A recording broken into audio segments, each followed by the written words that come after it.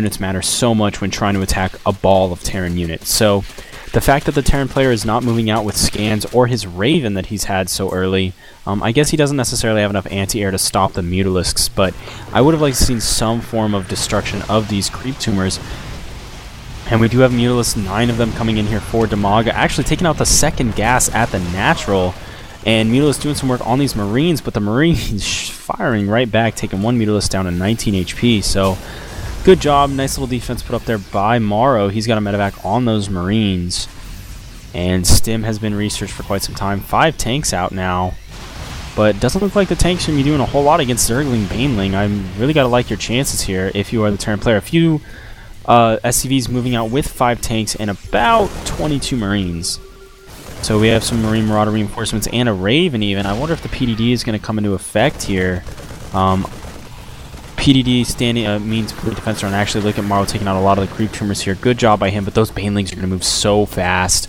I'm sorry, I'm going to have to give this advantage to Zerg. If the Terran player Morrow doesn't see this coming, here it comes. Banelings running in. Morrow just trying to run away and have the siege tanks do what they can to diminish the Baneling line, and actually not taking as much damage as I had originally thought he was going to. I give great credit to Morrow there, keeping his units alive long enough. The Banelings were forced to actually take out the tanks, which they don't do that extra damage to armored units. And it looks as though dimaga in a world of trouble right now. Ooh, maybe not. Scan going off, taking down those creep tumors. Stim goes off, trying to come up here and do work on the Zergling Baneling numbers. And with the reinforcements we see Morrow throwing at him, I don't know what can happen here. dimaga not even able to build unit or drones from the start. Actually, Baneling, Zergling coming in. Stim goes off. Queen's coming in to even defend. The Marauders are going to go down. And look at this. Great control by Morrow, dodging all of the Banelings.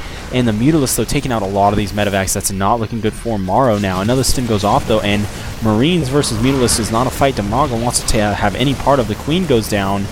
And, you know, leaving those 2 medevacs alive, doing work here. We do see Baneling's almost done, but is he going to lose his natural? Zergling's having to come in. Drones even being pulled just to try and stall for a little bit of time. I take it back. Drones are going up the ramp, but not a whole lot are going to make it. Banelings get decimated somehow. Did the siege tank grab that? I don't quite know. And now Morrow are right, and now dimaga being reduced to his main, having only 1 escape point, which is that main ramp of his. 2 Marauders sitting on it right now, and it does look as though Morrow's going to rotate over into the 3rd of the Zerg player. And Banelings being morphed, but too little too late. It looks as though the Marines are spreading out, so the Banelings aren't going to be able to splash on them, but it's not going to be enough. Banelings just tearing through that little force. Mutalisks trying to come forward just to do something, but it's not going to work. And these Marines running up that ramp. Zerglings coming in. Banelings actually, be careful. You can't lose any units to these Banelings. I mean, the game, although not necessarily bouncing on a knife edge right now, it's still anybody's game to come back in this. dimaga, though, definitely taking a pretty big hit here. If he loses his 3rd, I really don't see a whole lot that can happen for him. I mean, the Zerglings are out, but it's just not going to be enough. The Banelings in the main of his did not do enough damage. Zerglings coming in here, surrounding the tanks, doing work on that, but I just don't think it's enough. This Marine tank medevac combination of units microed so well by Morrow is really giving him a strong advantage in this game. Zerg being reduced to just 1 base Terran, sitting comfortably on 2. I don't know if there's a whole lot the Zerg player can do to come back in this.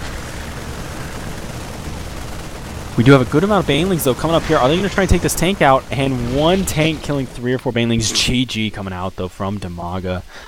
And, wow, I mean, I got to hand it to Morrow. I honestly thought he was done for. The bushes in that mid cut the line of sight, so he didn't have, you know, the knowledge that the Banelings were right there next to him, and he just stimmed his Marines, ran them away as fast as he could, and siege tanks focus fired down the those Banelings, and you know, I gotta hand it to him. I thought the Terran was done. So fabulous micro right there coming out from Morrow. This is why these guys are in the semifinals of the Intel Extreme Masters, and I gotta give it to him. I would definitely say Morrow won that game, and dimaga, although he played great, just, you know, sometimes that's just brutal, man. That's just tough to deal with. Snoopy, any last thoughts on the game before we go to game 2?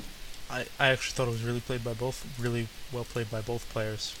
Saw the Baneling, even though he had already lost at this point, when he defended his 3rd with the Banelings, I thought that was really well done. Absolutely. All right. Well, I think we're good to go to game 2. So, game 2 coming up next.